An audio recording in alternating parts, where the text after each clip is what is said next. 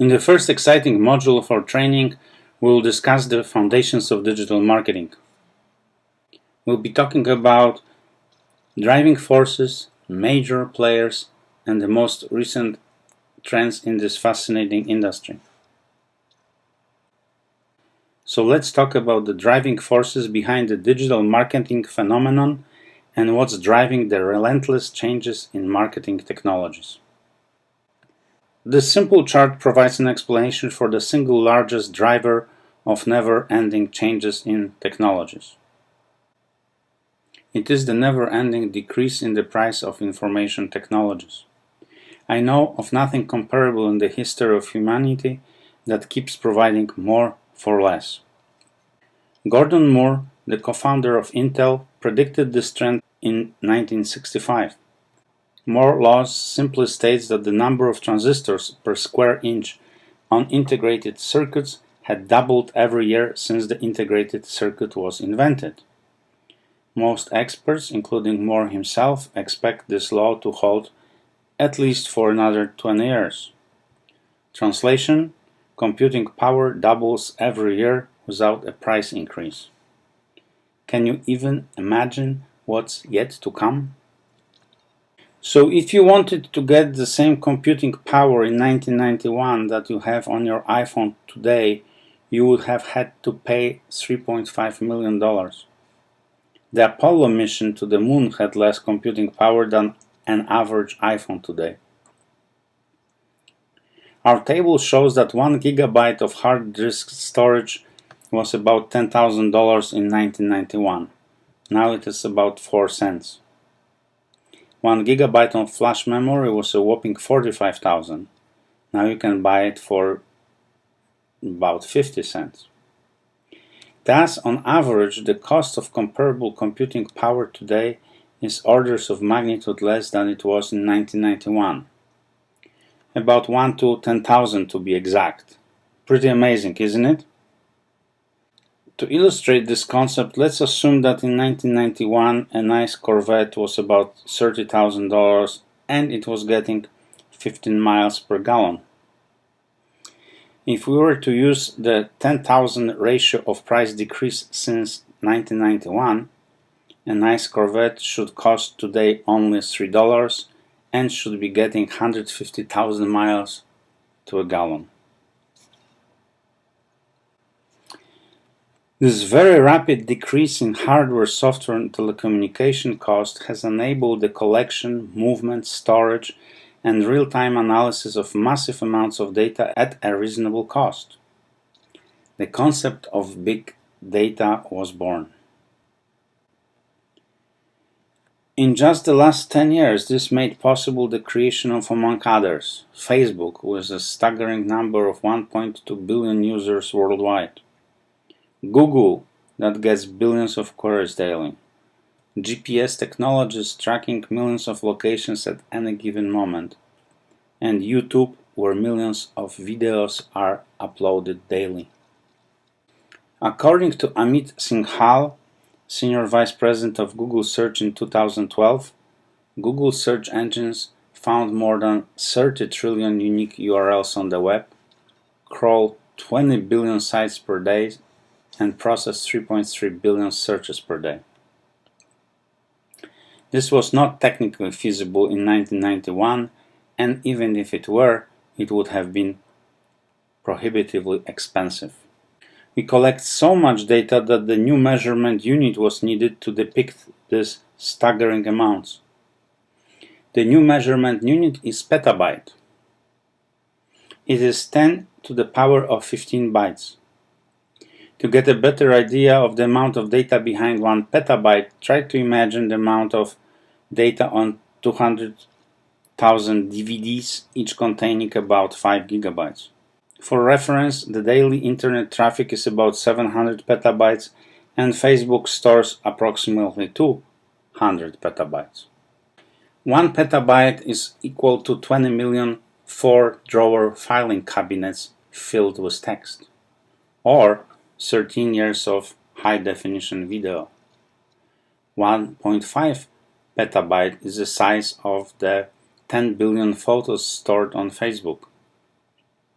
20 petabytes will be equivalent to the amount of data processed by Google per day, and or total hard drive space that was manufactured in 1995.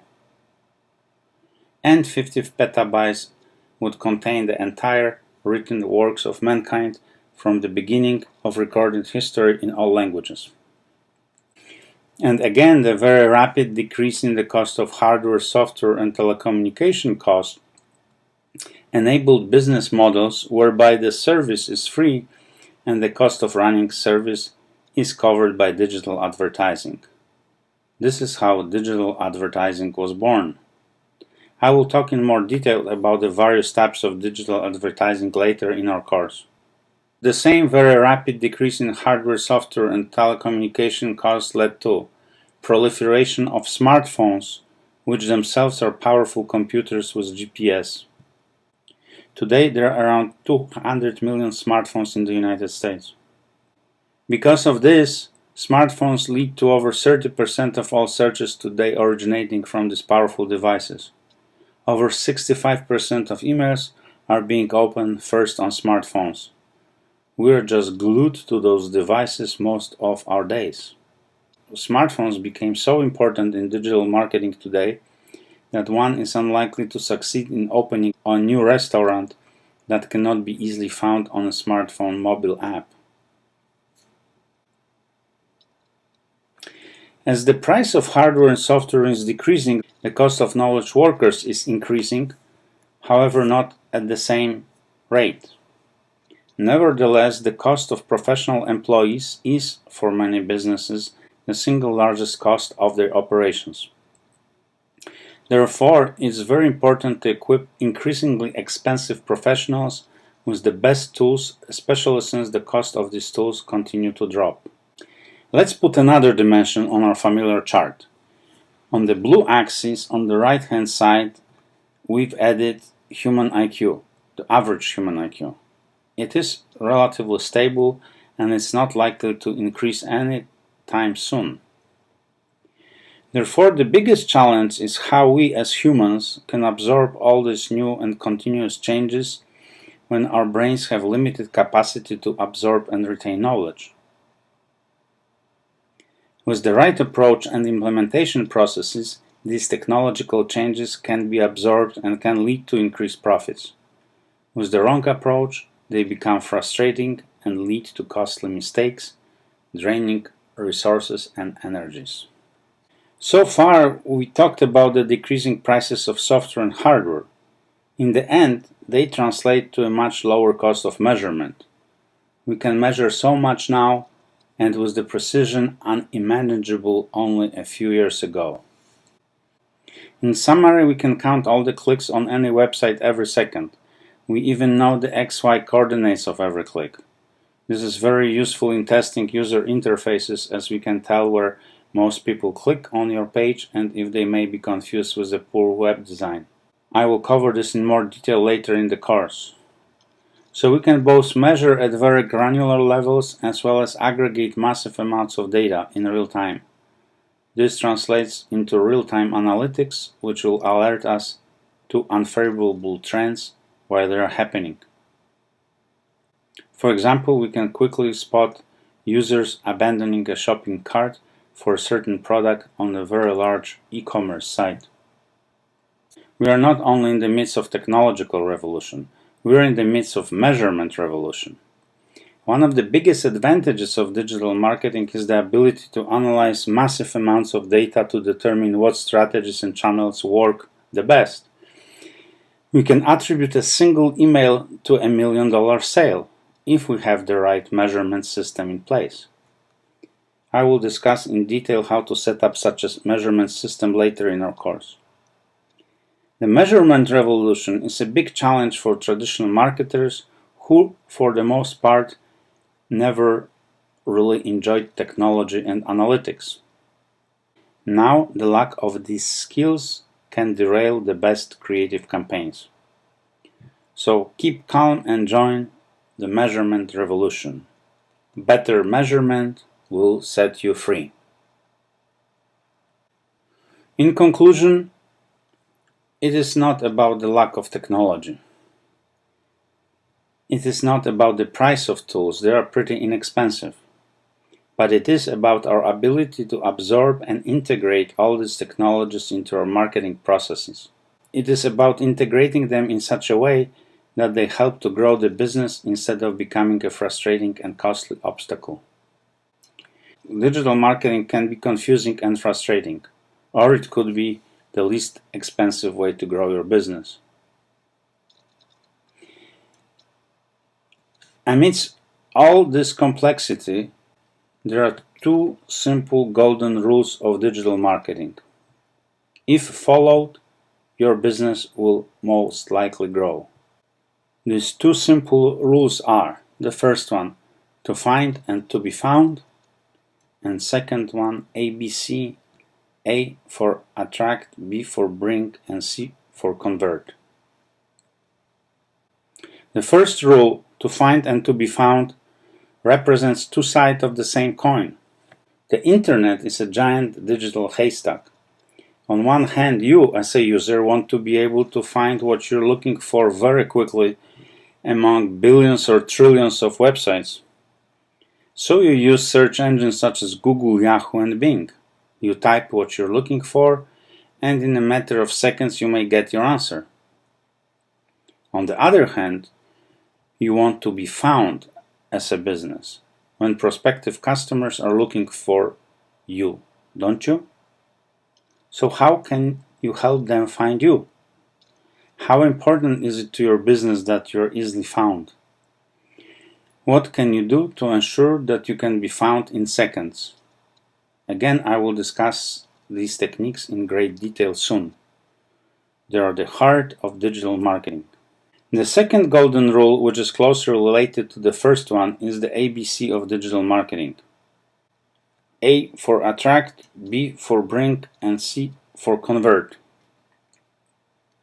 The idea is to attract potential customers to click on your listing in search results. For example, if a prospect is looking for a green widget and you're in the green widget businesses, your company should show up at the top of search engine listings. But it's not enough to rank high. The prospect sees several companies listed, and even if you're ranking number one, it does not guarantee that they will click on your listing. You have to attract them, and you have only about 200 characters to do that. In our example here, someone is looking for paradise vacations, so they type that phrase, also called keyword, in the Google. Google has returned 5 listings on this page. The first 2 listings are not very enticing. The second is displayed in a different language, most likely unknown to the person doing the search in English. The third listing is not going to attract a lot of clicks either. Why would I want to log in into some site before I even know what this site offers? The most relevant listing is just below it from Expedia. Case in point, the top 3 listings are unlikely to get many clicks despite being on the top. Let's assume that the user clicked on the listing for Paradise Vacation Club anyway. That click would bring them to a page with an offer. This page violates almost all the rules of good design. Very few pictures, a lot of poorly formatted text, poor colors, and no visible phone number, to name a few. Let's make another assumption that, despite all of it, user clicks on the Contact Us tab anyway. This will bring them to yet another poorly designed page, in this case a contact form. How would I know what resort I'm interested in if the descriptions were not easily found on the previous page? This is one of the best examples of how not to attract, bring, and convert your prospective customers. So keep calm and follow the golden rules of digital marketing for easy navigation through the maze of the measurement revolution. We've just completed the first section of the Foundations module. We talked about the driving force behind the relentless technological changes and how to harness them. The underlying driving force is the never-ending decrease in the price of hardware and software. In the next section is about the major industry players, fascinating companies that have built their global empires in less than 10 years. In this section, we'll take a look at the major players of the internet and digital marketing industries. This table shows the major players and the markets they are in. It's a fascinating landscape. There are three players in the browser business: Apple with Safari, Google with Chrome, and Microsoft with Explorer. Given that Firefox runs on all hardware platforms, I don't see any of the three firms in a position to dominate the browser market. From the digital marketing perspective, a large variety of browsers increase the cost of testing website development, as sites have to look good in all of them. As far as hardware and operating systems go, we have four major players. Apple with its own iOS, iPads, iPhones, iBeacons and iWatches. Samsung with smartphones using Android from Google as the operating system. Google with Android, Chromebook, Chromecast and self-driving cars. And Microsoft with Windows.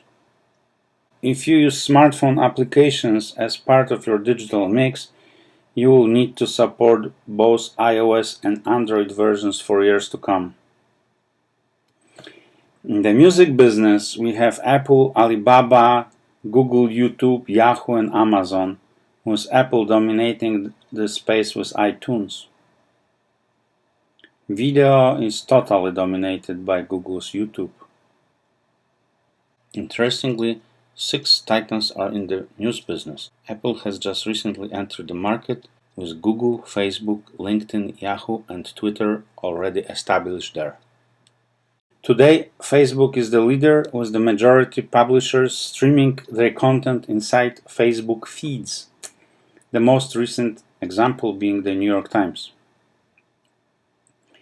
E-commerce is dominated by Amazon, but the recent entry of Alibaba into the American market may change that dynamic. You can buy things online with Google and Facebook, but e-commerce does not seem to be their focus. The very lucrative business of search is completely dominated by Google, but all other players, with exception for Samsung, are trying to get some share of this pie. Social media for B2C companies or business-to-consumer companies is dominated by Facebook and Twitter. It is interesting to note that Google has failed to get its Google Plus to be widely used. LinkedIn dominates social media for professionals. Apple, Alibaba, Google and Facebook are involved in application development, such as games, activity tracking, online ordering and so on.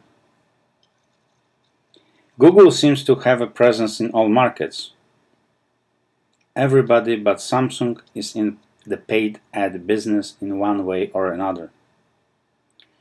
From the perspective of a digital marketer, Google has to be followed, observed and analyzed the most.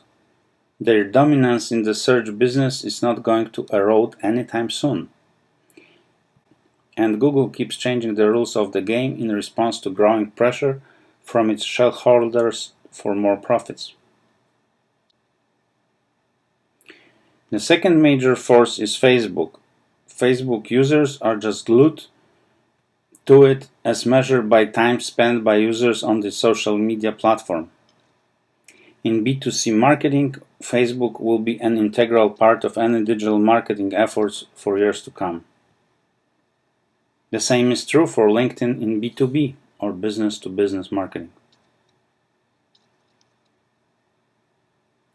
All the giants are competing with each other on many fronts and the picture is very dynamic. Some players enter new markets, such as Apple with the news business. Some players exit, like Microsoft abandoning its Nokia acquisition. The bottom line is that every one of the major players wants to get as much share of your time by tying you with the content and or hardware. From the financial perspective, today Apple leads the pack with great hardware, apps and music, and now the news. Sometimes I wonder why they didn't enter the social media business. It would be a natural fit. Maybe Apple will merge with Facebook to challenge Google, who knows? Apple is the largest company in the world in terms of market capitalization. It is bigger than ExxonMobil, Johnson & Johnson, and Walmart. Google is barely 10 years old and is bigger than Johnson & Johnson, which has been in business for over 120 years, or Walmart, who has been around for over 40 years as a publicly owned company. To get a perspective on how large the internet giants are, we can compare their annual revenues to the annual gross products of entire countries. Thus, Apple revenue is equal to all domestic production of Ecuador, Amazon is comparable to Kenya, Yahoo to Mongolia, and Microsoft Croatia. Isn't that something? The following 2 slides will summarize the section on major players. Google is facing competition for search from Amazon and aggregators such as Yelp, Manta, and Wow.com. It is still hard to find good information on Google despite all the progress. Yelp, for example, does a much better job listing local restaurants on smartphones. If I am looking for a breakfast place in a new town during a business trip, I will not use Google search to find the right place. Yelp has a superior interface, shows me the distance to a restaurant, and gives me a quick idea of its quality. The same goes for Manta when I do research for B2B companies. The number of searches for products on Amazon exceeds the number of searches for the same products on Google by a factor of 3. So Google is not only game in town. Facebook, Amazon, LinkedIn, and Pinterest all offer paid ads. Money-losing Amazon will be facing a profitable Alibaba. I don't think that Microsoft will be a major force outside of Office products. Remember how we were all afraid of Microsoft? They used to dominate the technology space to the same degree that today's giants do in internet technologies. Nothing is certain in these fast-changing tech industries, and the market dominance of top players cannot be taken for granted. I would not dare to predict how this market will look in just 5 years from now. Facebook has the largest number of users on mobile devices. This includes Instagram and WhatsApp. Mobile advertising is growing fast, as shown on the picture here. Google, Apple, and Microsoft have their own browsers, and Google controls Android, the operating system for the majority of smartphones in the world. Globally, Google has 63% market share in search on desktops and 92% on mobile devices. On a lighter side, I wonder what's better, Google, Yahoo, or Bing? Wait, I'll Google it. In summary, Apple, Google, Facebook, and LinkedIn are here to stay. Social media will see fads come and go as the younger generation will become ashamed of using Facebook. And Facebook will be buying up new platforms, social media platforms, as they did with Instagram or WhatsApp. 2 mobile operating systems, Android and iOS, will dominate for years to come, with Android taking more market share. The giants are also getting into the Internet of Things space. Apple with iWatch and iBeacon, and Google with the Nest thermostat and self-driving cars.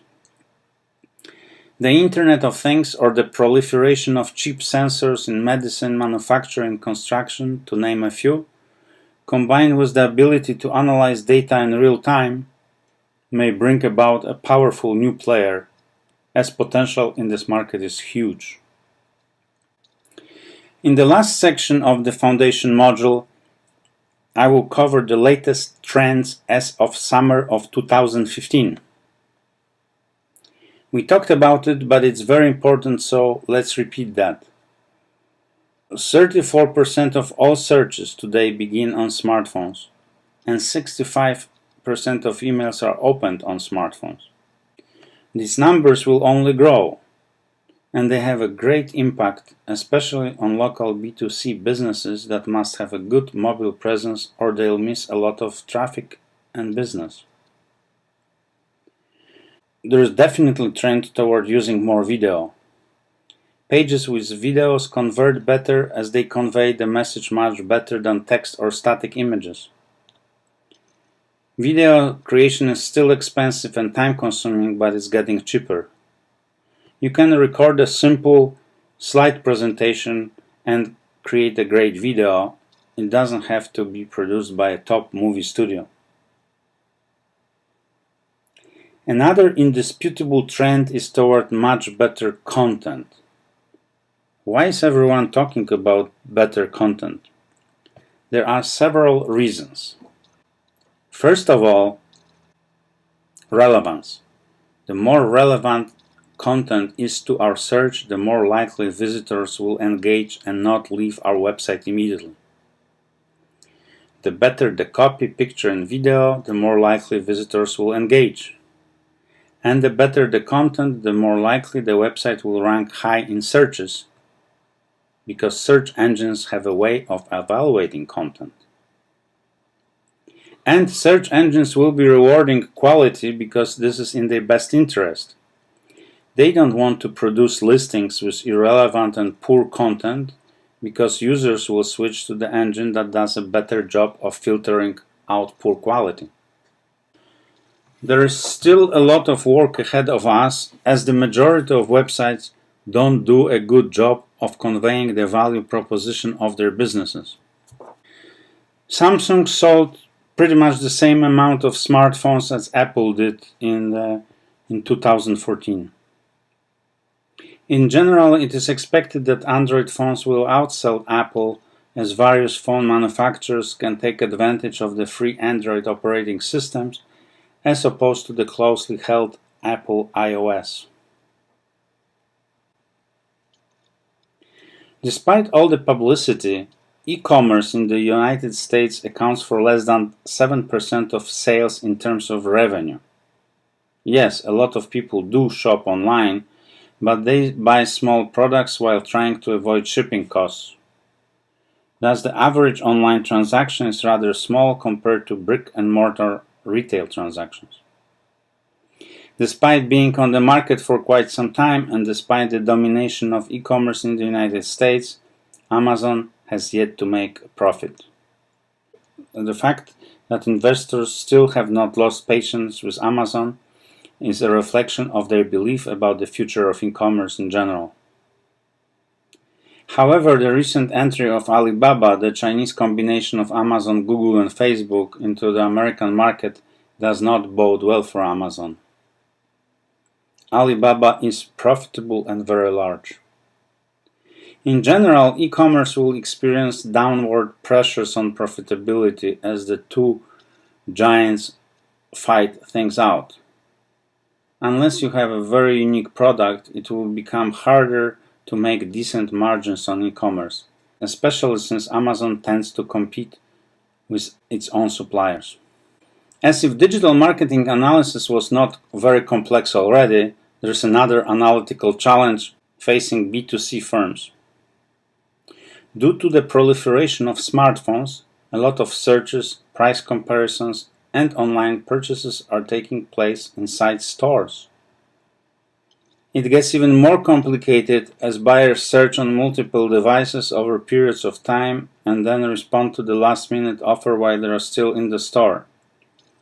If they opt in to be tracked in the store, they may receive a coupon based on their location in the store and/or the previous search patterns. In such circumstances, it's hard to attribute any particular promotion to the actual sale. These multi-channel buying journeys are here to stay, and in-store tracking is just taking off. So it remains to be seen how soon there will be a reliable way to keep track of such complex behaviors. Big changes are coming to TV advertising as well. It is predicted that by 2018, internet advertising will be poised to overtake TV as the largest advertising segment. This means a big loss of revenue to traditional TV, which will only accelerate its demise in its current form. Watching habits are changing too. People are shifting to streaming services with clickable ads like Pluto TV. Or they subscribe to Netflix from $8 a month and drop cable subscriptions costing $150 per month. Streaming TV has another great advantage over traditional TV. The ads are clickable and thus traceable. This is a huge advantage over traditional TV advertising, where it was impossible to attribute the sale to a particular ad. As we discussed previously, YouTube is already in the news and entertainment business. According to Nielsen, YouTube reaches more US adults aged 18 to 34 than any cable network. And the younger generation doesn't need a big flat panel TV. They stream it on smartphones, tablets, and desktops. I mentioned briefly before that Google is facing competition from aggregators with reviews. Since Google does not specialize in any industry or search segment, it is hard for them to come up with relevant content since the intention of users are unknown. Let me give you an example. If you search on the word coffee, Google has no way of knowing your intention. Is it to learn about coffee origins or to find the nearest coffee shop? So when you type coffee into Google, you will get a lot of articles about coffee, while you may be thirsty for a cup of coffee. If you type coffee into Yelp, it will produce a list of coffee shops nearby, sorted by distance from your current location. The same holds true for the word printer. It has at least 3 meanings. Printer is a piece of hardware. It could be a print shop or maybe a profession. So if I go to Manta, which aggregates information on businesses only, and type printer, I know I will get a list of print shops as opposed to a list of advertisements for color laser printers. The lack of knowledge of intent is hurting search engines. They still list a lot of irrelevant results and create a lot of frustration. To make things even more challenging, 16 to 20% of queries that get asked every day have never been asked before. This is because the language is changing and how questions are asked is changing. This is especially true for voice searches while driving. As I said before, people search differently with voice on phones as compared to typing on desktops. And speaking of smartphones, in addition to searches and price comparisons, pretty soon we will be all making mobile payments. Whoever dominates mobile payment will make a lot of money. The importance of mobile presence and payments is demonstrated by these two examples. First, Home Depot has announced it will spend $1.5 billion to improve its supply chain and order back-end system related to mobile ordering. This is a lot of money to make sure that customers can buy things with just a few clicks on their iPhone. Another example is Hilton Worldwide, which is investing $500 million to serve its guests in their mobile moments and transform the entire customer experience. To summarize, I do not anticipate that the rate of change in digital marketing will slow down anytime soon. If anything, it will accelerate. There's a definite need to pay more attention to mobile presence, mobile advertising, videos, and streaming. Creativity and innovation will become even more important. With so many technical alternatives, channels, and ways to communicate with customers, It will take a creative mind to pull it all together. Very few individuals or even teams will have the skill sets to combine the creative, technical, and analytical aspects of digital marketing.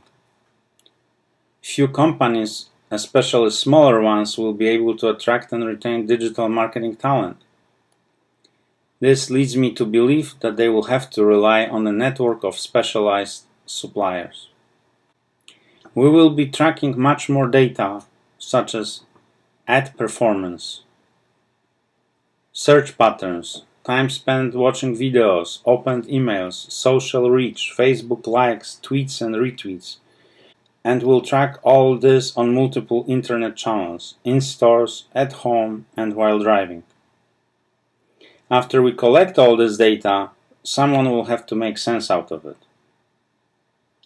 There will be a need for a lot of data analysis for optimal allocation of resources. In general, I see a growing demand for talents such as copywriters and editors, multimedia skills, especially video and voice talents, business analysts, marketing specialists, and marketing IT go-betweens. And last but not least, great demand for data analysts who can draw conclusions and recommend actions. As the famous Greek philosopher observed many centuries ago, the only thing that is constant is change. Yes, there will be a lot of changes. We just have to learn how to manage them. Digital marketing could be a ride in the fast lane. The roller coaster analogy is perfect here. There will be a lot of ups and downs, and this will be a team ride. It could be a little scary, but it promises a happy ending. The likelihood of that happy ending increases with adherence to the best processes and practices of digital marketing. And this is what we are going to discuss in the remaining modules of our training. So far, while discussing the foundations of digital marketing, we covered the driving force behind all this rapid change. The driving force is less expensive and more powerful hardware and software. We introduced the major players, fascinating new businesses that made it to the top of the world in less than 10 years, like Google, Facebook, and Amazon. Lastly, we look at the latest internet trends, with the most profound being shift to mobile devices and measurement revolution. Next, I will introduce our digital marketing framework, the basis for the rest of our course. By the way, these references are available online for students who are enrolled in this course.